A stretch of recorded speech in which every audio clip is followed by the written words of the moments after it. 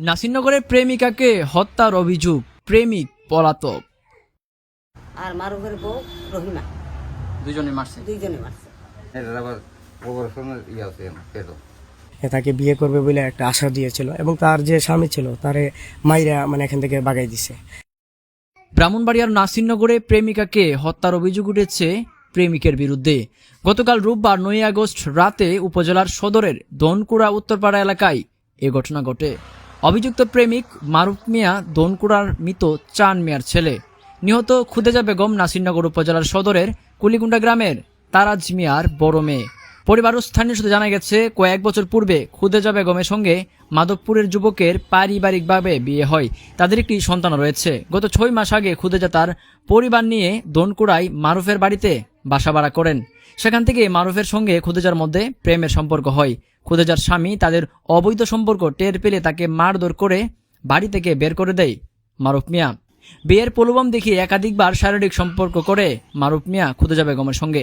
গতকাল রাতে খুদেজা বেগম মারুফ মিয়াকে বিয়ের চাপ দিলে সে প্রথমে তার পেটে লাথি মারে, পরে খুবে মারুফ ও তার স্ত্রীর সামনে বিষ পান করে খুদেজা বেগম।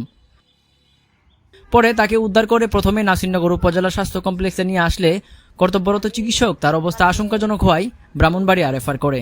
সেখানে চিকিৎসাধীন অবস্থায় খুদেজার মৃত্যু হয়।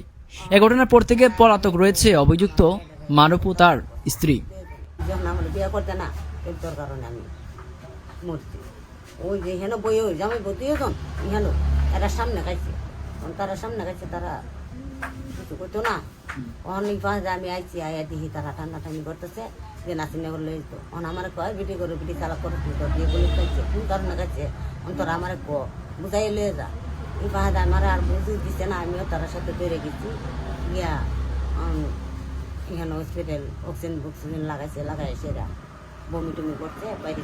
এখানে ডাক্তারে করছে যে আমরা সম্ভব না, আমরা দাঁড়াতে হইতেন আপনার বানবের লয়ে যাই। তখন আমরা বানবেড়ে যেতে যেতে প্রায় 9টা বেজে গেছে। 9টা বাজার পরে আমরা গিয়ে এখানে ডাক্তার লাগাইছি। ডাক্তারের চিকিৎসা করছে, কইরা স্যালাইন লাগাইছে, ঘন্টাখানেক চলছে, স্যালাইন বন্ধ হয়েছে। বন্ধ হয়ে যাওয়ার পরে রুগীটা মারা গেছে। আর বিষয়টা হচ্ছে যে মেয়েটাকে বিগত 8-9 মাস ধরে তারা আশা দিয়ে রাখছে সে মারুফ যে ব্যক্তি মার্ডার করেছে। সে বিগত 8 মাস আগে এই মেয়েটারে তার এখানে এই একটা বাসাতে একটা রুমে তাকে আশ্রয় দিয়েছিল। আশ্রয় দেওয়ার পর দেখা গেছে তাকে বিয়ে করবে বলে একটা আশা দিয়েছিল এবং তার যে স্বামী ছিল তারে মাইরা এখান থেকে বাগাই দিছে। তার ঘরে এই বিগত স্বামীর ঘরে একটা ছেলেও আছে। তারপর ওই স্বামী যখন চলে গেছে এই মেয়েরে নিয়ে আসে বিগত 8 মাস ধরে বিয়ে ছাড়াই সে বুক করতেছে এবং এই মেয়েরে দিয়ে সেটা বিভিন্ন দেশ প্রান্তের পোলাপান দিয়ে আইনা সেটা টাকা পয়সা সে ইনকাম করতেছে। তার মাধ্যমে সে একটা দেহ ব্যবসা করে ধরতে গেলে। শুধু সে না, তার বাইরে তার আগেও সে অনেক মেয়ে ঢাকা থেকে আনছে। এই এলাকার যে পোলাপান আছে তাদেরকে দিয়া সে একটা দেহ ব্যবসা করাইছে এবং সেটার সাথে সে জড়িত ছিল।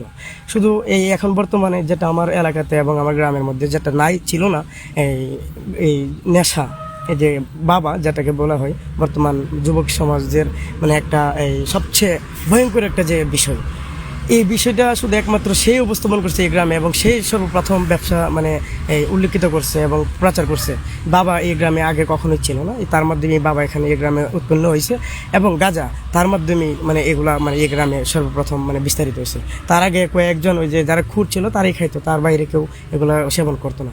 কিন্তু এখন তার মাধ্যমে এগুলা সারা গ্রামে ছড়ছে।